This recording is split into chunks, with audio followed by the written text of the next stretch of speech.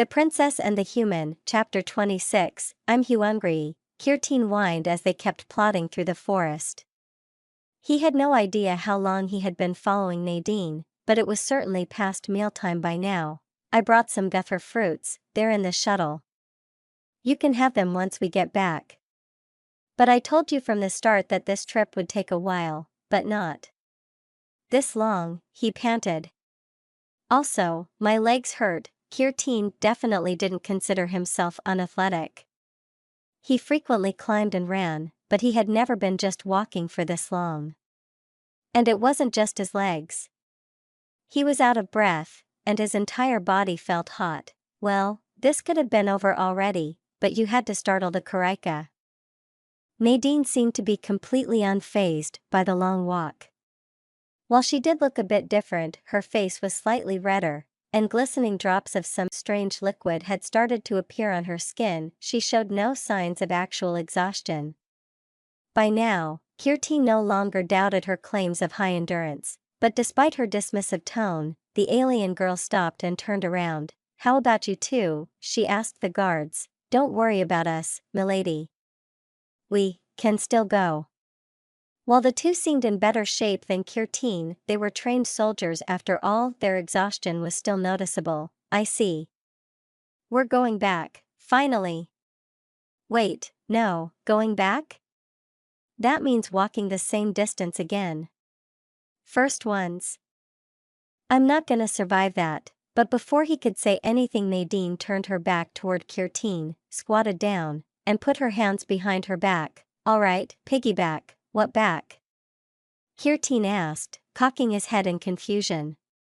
What are you doing? Waiting for you to get on. Get on with what? She stood up and looked at him, raising one of the patches of hair that grew above her eyes. Were you never carried? Yes.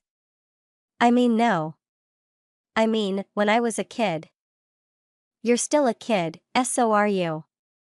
At least he thought she was. He did at least remember overhearing his sister and the doctor calling her a child. That is as true as it is beside the point. Kirteen, look, staying here is not an option. Either I carry you back to the shuttle, or you walk. What will it be? What do you mean, gone? Silvani asked much louder than planned. Just as the ambassador of the Taistri had left and the shuttle was out of sight, and the princess thought the stress was over at least for today, Maida came running and dropped this bombshell. I mean that we can't find him, Your Highness, the maid explained. While we admittedly kept the search discreet so our guests wouldn't notice, he couldn't be this elusive. But as it stands, your brother was served first meal, and was not seen again afterward. Could he be hiding somewhere? He is quite good at that, certainly, the maid acknowledged. However, he usually does that for just a short while in order to pull off some prank or sneak somewhere he is not supposed to be. Not the entire day. And even if, he definitely wouldn't miss last meal. Well, wasn't that just great? Where could Kirteen be? Before the ambassador arrived, Silvani had told him to not show himself to her, so maybe. Could he have left the palace? If he did, he didn't use any of the gates. None of the guards saw him. We also went to the shuttle hangar, but he didn't request a flight either. Unless we have a significant breach in our security, he must still be around. Did you check the kitchen? I actually was waiting there until now. I was sure he would show up. Are any guards missing? First ones. He should at least be smart enough to not go without an escort. Only two, but I was informed they were accompanying Lady Nadine. Nadine? Oh, right, I remember.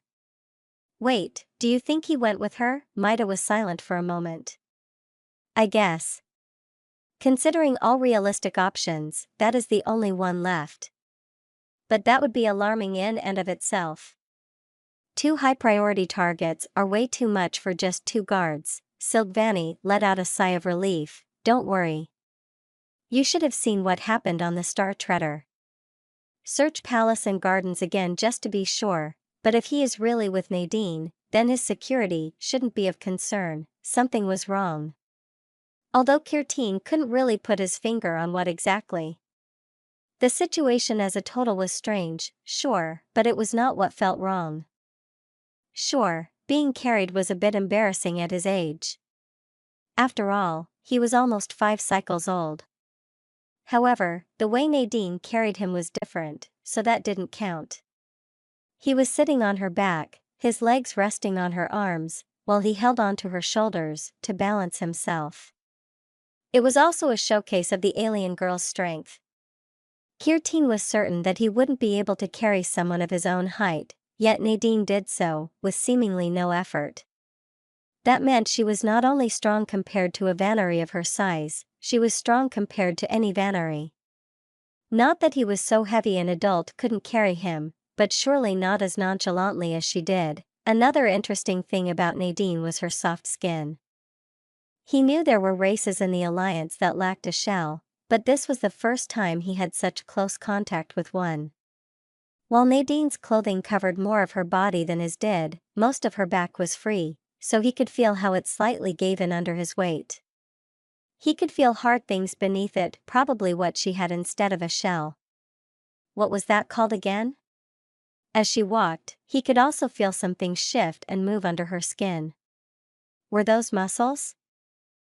Then there was that strange liquid. It had started to appear on her skin after they had walked for a while, in sync with her face getting redder. It felt weird when he touched it the first time, but now he was glad it was there. The long walk had made his body become quite hot, but wherever the liquid was on him, that part of his body had cooled off quickly. All of that was bizarre, for sure, but none of it was what felt wrong. In fact, he didn't feel like he could complain at all. The forest had been interesting at first, but they hadn't met a single other animal after the first one, so it had grown boring quickly. But that was no longer a problem since they were going back.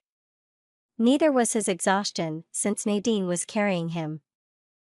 And sure, he was hungry, but he would get something to eat as soon as wait. You said you had guther fruits in the shuttle, right? Yes. Didn't you say that you didn't bring food with you? No. I said the freezer wasn't for bringing food with me. Had she really said it like that? Well, it didn't really matter in the end. Still, that wasn't what was bugging him either. But something was off, he couldn't shake off that feeling. But what? Sure, things weren't ideal, but Nadine did her best to, Nadine. That was the problem.